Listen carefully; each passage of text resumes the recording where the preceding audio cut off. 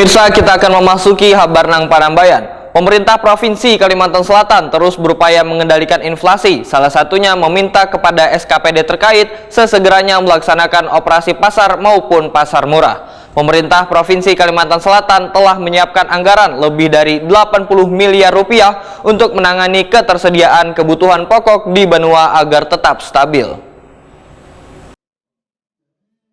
Pemerintah Provinsi Kalimantan Selatan terus berupaya mengendalikan inflasi, salah satunya meminta kepada SKPD terkait sesegeranya melaksanakan operasi pasar maupun pasar murah. Sekretaris Daerah Provinsi Kalimantan Selatan Roy Rijali Anwar Wahitakuni Prima TV usai melaksanakan rapat koordinasi pengendalian inflasi bersama Kepala SKPD lingkungan pemerintah Provinsi Kalimantan Selatan di Banjarbaru, besokan Kamis 10 November 2022 memadahkan pemerintah Provinsi Kalimantan Selatan telah menyiapkan anggaran lebih dari 80 miliar rupiah untuk menangani kebutuhan pokok di Banua agar tetap stabil rangkaian ketersediaan beras yang mulai langka hingga menyebabkan naiknya harga di pasar tradisional. Menurut Roy Rijali Anwar, turunnya persediaan beras disebabkan petani di berbagai daerah mengalami gagal panen akibat adanya wabah tungro yang menyerang bani. Pemerintah Provinsi Kalimantan Selatan pun mengambil langkah dalam menyiasati tetap tersedianya beras, yaitu mendatangkan pasokan beras dari luar Kalimantan Selatan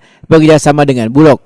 Beras yang didatangkan berasal dari Sulawesi Selatan dan Jawa Barat untuk memenuhi kebutuhan warga mulai dari November 2022 sampai Januari 2023 mendatang.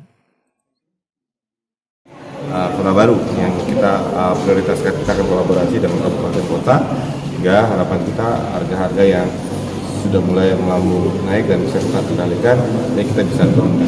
Kita lagi minta teman-teman SKPD untuk menyusun skenario langkah-langkahnya untuk melakukan operasi pasar maupun pasar murah. Beda kita sementara ini untuk sampai Desember berapa?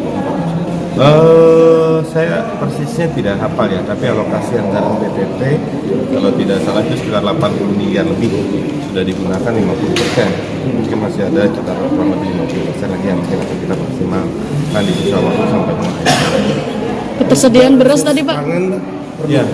Ya, kita sementara menambah divisi di Pusda Bangun Banua. Sudah ada ya divisi untuk produksi pangan.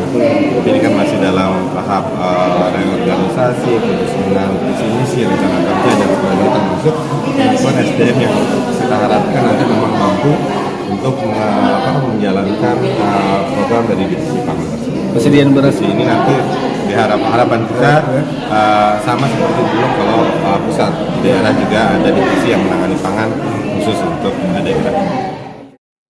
Roy Rijali Anwar menambahkan, selain komoditas beras, komoditas daging sapi dan daging ayam ras juga mengalami kenaikan. SKPD terkait pun diminta secepatnya melakukan operasi pasar dan pasar murah untuk 3 jenis komoditas tersebut.